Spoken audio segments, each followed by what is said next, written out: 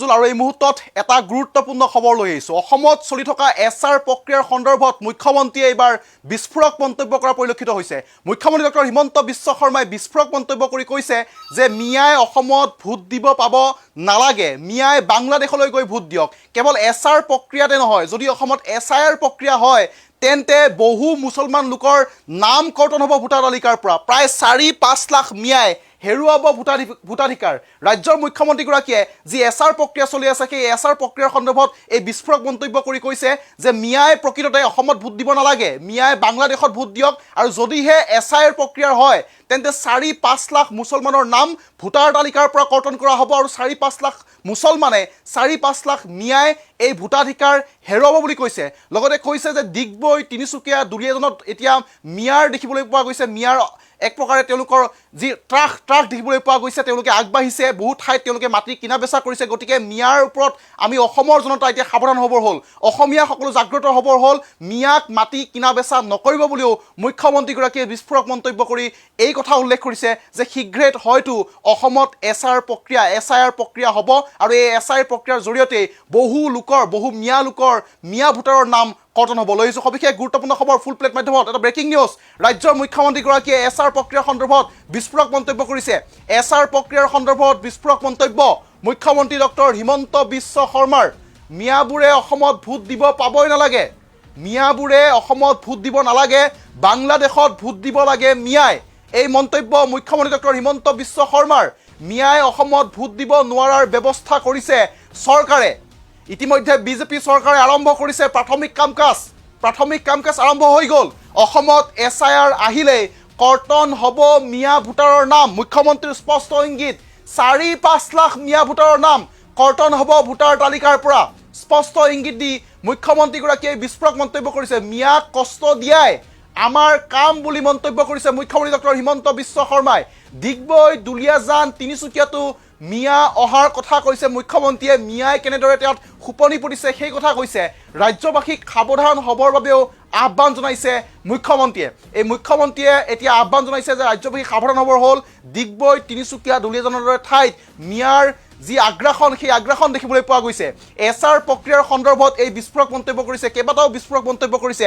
যদিহে অসমত SIR প্ৰক্ৰিয়া আহে তেন্তে 4-5 লাখ মিয়া ভোটাৰৰ নাম কৰ্তন কৰা হ'ব। মিয়াই অসমত ভোট দিব নোৱাৰাৰ ব্যৱস্থা কৰিছে চৰকাৰে। ইতিমধ্যে প্ৰাথমিক কাম কাজ বিজেপি চৰকাৰে কৰিছে। SRৰ জৰিয়তে বহু লোকে শাস্তি পাইছে, শাস্তি পাওক, কষ্ট পাওক, কেৱল অসমীয়াই কষ্ট নাপালেই হ'ল, এই মন্তব্য কৰিছে ৰাজ্যৰ মুখ্যমন্ত্ৰীগৰাকীয়ে। পুনৰবাৰ কৈছোঁ যে SIR প্ৰক্ৰিয়া অসমত হ'লেই মিয়া ভোটাৰৰ নাম, বহু ভোটাৰৰ নাম, 4-5 লাখ মিয়া ভোটাৰৰ নাম কৰ্তন কৰা হ'ব বুলি মুখ্যমন্ত্ৰীগৰাকীয়ে স্পষ্ট ইংগিত দিছে। ডাঙৰ খবৰ, ডিগবৈ, দুলীয়াজান, তিনিচুকীয়াতো মিয়াৰ আগ্ৰাসনৰ কথা কৈছে মুখ্যমন্ত্ৰীগৰাকীয়ে। ৰাজ্যবাসীক সাৱধান হ'বৰ বাবে আহ্বান জনাইছে মুখ্যমন্ত্ৰীয়ে। আৰু SR প্ৰক্ৰিয়াৰ সন্দৰ্ভত সাংবাদিকে প্ৰশ্ন কৰিছিল, সেই প্ৰশ্নৰ পাছতেই ৰাজ্যৰ মুখ্যমন্ত্ৰীগৰাকীয়ে স্পষ্ট ইংগিত দি কৈছে যে SR প্ৰক্ৰিয়াৰ জৰিয়তে বহু মিয়া লোকক শাস্তি দিয়া হৈছে, আৰু মিয়া লোকে শাস্তি পাওক, তেওঁলোকে কষ্ট পাওক, আমি সেয়াই বিচাৰোঁ। কেৱল অসমীয়া লোকে কষ্ট পাব নালাগে। আৰু অসমত যদি SIR হয় তেন্তে প্ৰথমে মিয়া ভোটাৰৰ নাম তালিকাৰ পৰা কৰ্তন হ'ব। প্ৰায় 4-5 লাখ মিয়া ভোটাৰৰ নাম কৰ্তন কৰা হ'ব। এই মুহূৰ্তত ৰাজ্যৰ মুখ্যমন্ত্ৰীগৰাকীৰ মন্তব্য আছে। মুখ্যমন্ত্ৰীগৰাকীয়ে আজি SR প্ৰক্ৰিয়া আৰু SIR প্ৰক্ৰিয়াৰ সন্দৰ্ভত কি কৈছে সেয়া মন্তব্য আছে। আমি পোনে পোনে মন্তব্য আগবঢ়াইছোঁ। ভোট চুৰি মানে কি? আমি অলপ মিয়াৰ ভোট চুৰি কৰিব খুজিছোঁ। কিয় মিয়াবিলাকেতো ইয়াৰ নিয়মতে ভোট দিব পাবই নালাগে, তেওঁলোকে বাংলাদেশতহে ভোট দিব লাগে।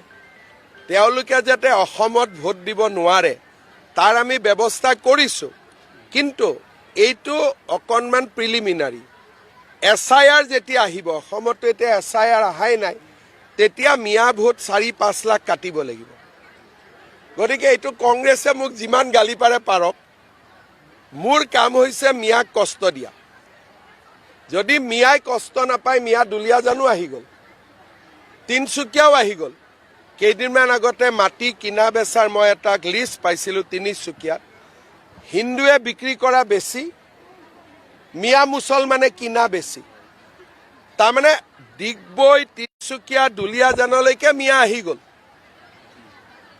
এতিয়া যদি আমি সাৱধান নহওঁ, কেতিয়া সাৱধান হ'ম? সেইকাৰণে এছাৰততো কোনো অসমীয়া মানুহৰ কষ্ট হোৱা নাই। অলপ মিয়াই কষ্ট পাওক না, তাত আমি কিয় বেয়া পাব লাগে? ভোট চুৰি মানে কি? আমি অলপ মিয়াৰ ভোট চুৰি কৰিব খুজিছো। কিয় মিয়াবিলাকেতো ইয়াৰ নিয়মতে ভোট দিব পাবই নালাগে, তেওঁলোকে বাংলাদেশতে ভোট দিব লাগে। তেওঁলোকে যাতে অসমত ভোট দিব নোৱাৰে তাৰ আমি ব্যৱস্থা কৰিছোঁ, কিন্তু এইটো অকণমান প্ৰিলিমিনাৰী। SIR যেতিয়া আহিব, অসমতো এতিয়া SIR অহাই নাই, তেতিয়া মিয়া ভোট 4-5 লাখ কাটিব লাগিব। গতিকে এইটো কংগ্ৰেছে মোক যিমান গালি পাৰে পাৰক, মোৰ কাম হৈছে মিয়াক কষ্ট দিয়া। যদি মিয়াই কষ্ট নাপায়, মিয়া দুলীয়াজানো আহি গ'ল, তিনিচুকীয়াও আহি গ'ল। কেইদিনমান আগতে মাটি কিনা বেচাৰ মই এটা লিষ্ট পাইছিলোঁ তিনিচুকীয়াত। হিন্দুৱে বিক্ৰী কৰা বেছি, মিয়া মুছলমানে কিনা বেছি। তাৰমানে ডিগবৈ, তিনিচুকীয়া, দুলীয়াজানলৈকে মিয়া আহি গ'ল। এতিয়া যদি আমি সাৱধান নহওঁ, কেতিয়া সাৱধান হ'ম? সেইকাৰণে এছাৰততো কোনো অসমীয়া মানুহৰ কষ্ট হোৱা নাই। অলপ মিয়াই কষ্ট পাওক না, তাত আমি কিয় বেয়া পাব লাগে? ভোট চুৰি মানে কি? আমি অলপ মিয়াৰ ভোট চুৰি কৰিব খুজিছো। কিয় মিয়াবিলাকেতো ইয়াৰ নিয়মতে ভোট দিব পাবই নালাগে, তেওঁলোকে বাংলাদেশতে ভোট দিব লাগে। তেওঁলোকে যাতে অসমত ভোট দিব নোৱাৰে তাৰ আমি ব্যৱস্থা কৰিছোঁ, কিন্তু এইটো অকণমান প্ৰিলিমিনাৰী।